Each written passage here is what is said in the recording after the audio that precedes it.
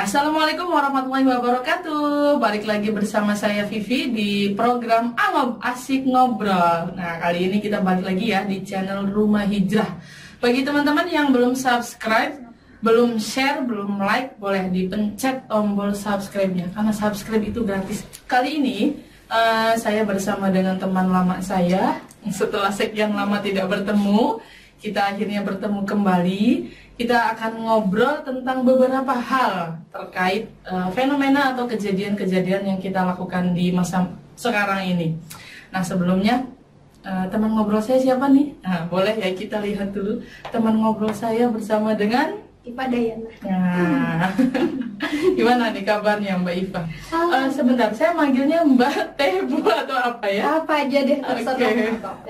Oke, gimana nih Mbak Iva kabarnya? Alhamdulillah baik. Nah, kegiatannya apa nih? Selama kita tidak bertemu, Anda kemana saja?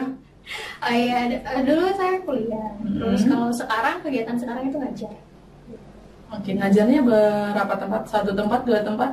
Ngajar di dua tempat, di MTS sama MA. Mbak Iva ini dari Mertapada Kulon, Buntet pesantren ya teman-teman. Jadi kita ini satu daerah, cuma karena terpisah oleh jarak menempuh pendidikan ya. Saya di Cirebon, beliau di Yogyakarta menempuhnya. Jurusannya apa waktu itu? Waktu itu jurusannya psikologi. Oke, berarti berkaitan dengan manusia ya? Iya. Manusia dan pemikiran-pemikirannya. Nah, oke, teman anggap kali ini kita mau ngobrol. Temanya, selagi muda, cobain aja semuanya. Iya, itu tema kita ngobrol kali ini, Mbak Iva. Saya pengen tanya nih, ada beberapa hal yang mungkin teman-teman Ahok juga sama, ada pertanyaan yang seperti ini. Kira-kira di masa remaja pernah nggak sih ngalamin hal yang istimewa atau yang berkesan yang tidak bisa dilupain? Masa remaja tuh banyak ya yang berkesan itu. Saya sebenarnya saya senang dunia seni ya. Saya mengawali senang dunia seni itu pas waktu dulu masih sekolah aliyah gitu atau SMA. Ya kan kita bareng. Iya, dulu bareng gitu kan satu teater. Nah, itu. Jadi saya seneng aja gitu kan. Malahan dulu sempat mau kuliahnya ambil jurusan seni gitu. Gitu. Cuma kan pemikiran orang tua apa, sayangnya apa gitu berbeda. Cuma ya tetap saling berjalan sih. Apa yang saya senangi tetap juga dilakukan. Apa tuh momen di masa remaja yang tidak bisa dilupainnya? Ya kayak itu. Ikut teater kayak gitu. Jadi ikut organisasi. Jadi kalau pas waktu bermain peran atau bermain tokoh atau apa gitu kan, kayak yang seneng aja gitu. Oke, jadi hal yang tidak bisa dilupain itu organisasinya. Oke, siap. Nah, di masa muda ini suka nggak mencoba hal-hal yang baru, atau apa sih hal-hal baru yang harus dicoba oleh anak-anak muda yang baik dan yang tidak baiknya? Banyak sekali sebenarnya, sama kayak waktu saya dulu. Mungkin masa remaja itu, maksudnya masa remaja ya kalau garis bawain dulu. Masa remaja itu kan sekitar usia 9 atau 10 sampai 20 atau 21. Tapi kan kalau sekarang kan semakin maju ya pubertas tuh ya, bahkan SD aja sudah ada yang haid dan lain-lain. Oh iya, betul. Udah ada yang haid kayak gitu. Jadi itu juga berkaitan hormon, afeksi atau emosi dan lain-lain. Masa remaja tuh lagi mungkin bisa dibilang galau-galaunya, bingung mau apa sih yang dilakuin, mau mencoba sesuatu yang baru gitu kan. Sesuatu yang baru tuh kira-kira itu tuh sebenarnya salah nggak sih? Oh iya benar. Sebenarnya apa yang mau kita lakuin asal itu masih dalam koridor norma sosial sama norma agama. Ketika sudah mulai ada pertanyaan ini baik nggak ya? Ketika di norma sosial atau norma agama itu harus warning, oh berarti kita harusnya stop dulu, atau misalkan bisa juga tanya ke orang tua, karena masa remaja itu pengen sesuatu, melakukan hal-hal yang baru dan pendampingan orang tua itu sendiri.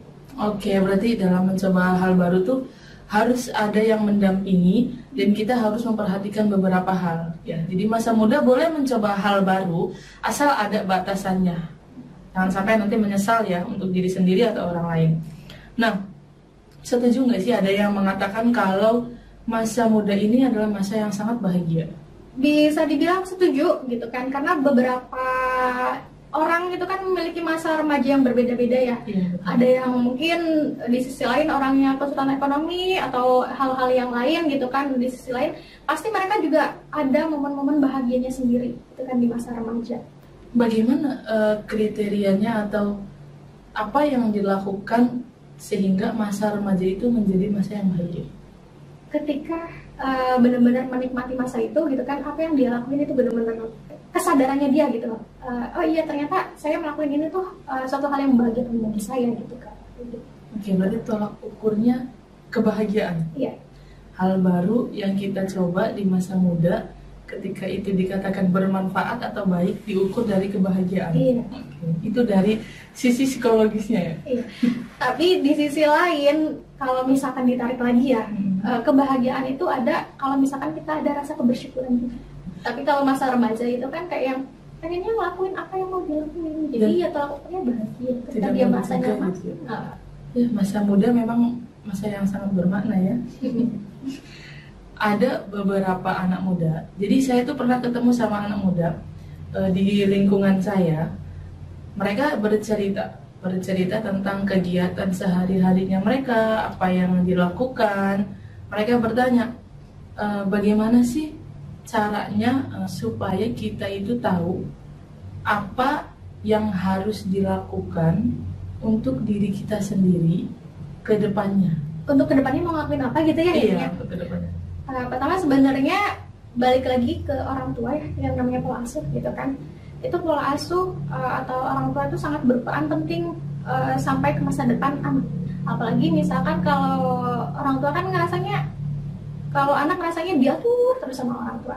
Nah kita bisa loh sebagai orang tua ngambil pola asuh yang berbeda. Contohnya kayak autoritatif gitu kan. Jadi kalau autoritatif itu afeksinya tinggi, kemudian tuntutannya juga tinggi. Jadi orang tua tuh nggak cuma menuntut, tapi memberikan kasih sayang, memberikan kebebasan atau pilihan terhadap anak itu juga perlu gitu kan. Apalagi di masa remaja gitu. Jadi remaja tuh nggak seolah-olah rasanya terlalu dikekang gitu kan, orang tua tuh otoriter banget sih gitu. Jadi nggak seperti itu. Nah ketika mau tahu kedepannya harus seperti apa, orang tua juga sangat berperan penting dengan cara tahu minat, bakat atau potensi anak. Jadi tahu potensi anak itu dari anak-anak, dari masa anak-anak itu sudah bisa. Bisa juga misalkan melalui tes-tes. Kalau misalkan di biro-biro psikologi itu udah ada loh, udah banyak. Nah misalkan orang tua mau gitu kan, mau tahu anak itu potensinya di mana, bakatnya apa, itu bisa melalui tes di biro-biro psikologi yang terdekat. Kemudian ketika memang tidak melakukan seperti itu, misalkan orang tuanya, bisa juga anak itu mengenal diri sendiri, mulai mengenal diri sendiri pas masa remaja itu. Apa sih yang dia senangi, lakuinlah apa yang disenangi gitu. Kemudian apa yang dia mau utarakan ke siapapun, atau misalkan perlu ditulis ke depannya, maunya nanti akan apa ya, lingkungan tuh akan mendukung apa yang mau kita coba, apa yang mau yang ternyata potensinya kita di sini tuh, oh iya ternyata lingkungan juga mendukung, Allah juga mendukung itu. Oke, Masya Allah ya, luar biasa. Satu lagi nih Mbak, anak muda kan kebanyakan sekarang ya, anak muda yang sekarang yang saya lihat mungkin berbeda dengan waktu kita di masa muda ya. Kalau masa muda kita bisa dikatakan sudah mandiri ya. Jadi kita tuh nggak pernah yang namanya minta uang terus-terusan sama orang tua. Ya meskipun tetap minta, cuman tidak kayak seperti sekarang anak muda. Nah bisa nggak anak muda yang seperti sekarang itu dikatakan anak muda yang belum mandiri? Sebenarnya tergantung ya. Memang untuk usia mental, kedewasaan remaja zaman dulu itu jauh lebih dewasa timbang zaman sekarang. Memang seperti itu. Tapi banyak juga remaja-remaja sekarang yang memang sudah mandiri juga ada. Jadi memang tergantung dari pola asuh, tergantung dari lingkungan sosial, kemudian teman sebaya, itu juga pengaruhi perkembangan.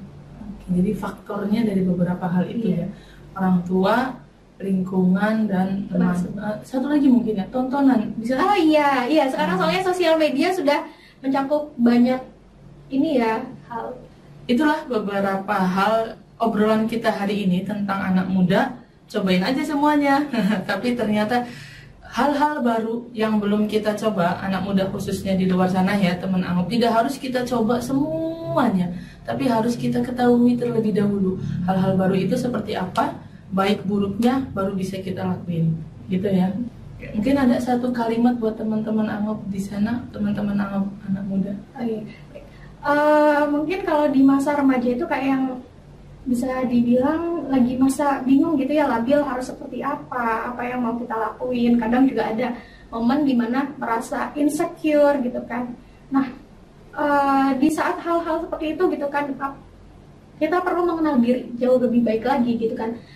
Selain cerita misalkan sama orang lain gitu kan, pemantik gitu kan, orang lain itu sebagai pemantik kita mengenal diri sendiri, tapi mengenal diri sendiri melalui self talk juga sangat penting. Jadi berbicara dengan inner voice diri kita, sebenarnya kita tuh seperti apa, sebenarnya apa yang kita rasakan, apa yang kita pikirkan, itu juga harus benar-benar kita coba kelola, akhirnya bisa mengontrol perasaan atau emosi gitu kan. Nah itu, masa remaja juga kan seperti itu ya, karena hormon dan lain-lain, akhirnya emosi atau perasaan jadi lain. Oke, luar biasa sekali ya obrolan kita hari ini. Jadi anak muda bukan anak yang nakal, anak muda bukan anak yang bebas, tapi anak muda adalah anak yang hebat. Terima kasih dari kita, semoga bermanfaat obrolan di hari ini. Dan terima kasih juga untuk teman-teman Angob yang sudah nonton video ini. Yang belum, tolong ya ditonton, di subscribe, di like, dan di komen. Terima kasih untuk hari ini. Wassalamualaikum warahmatullahi wabarakatuh.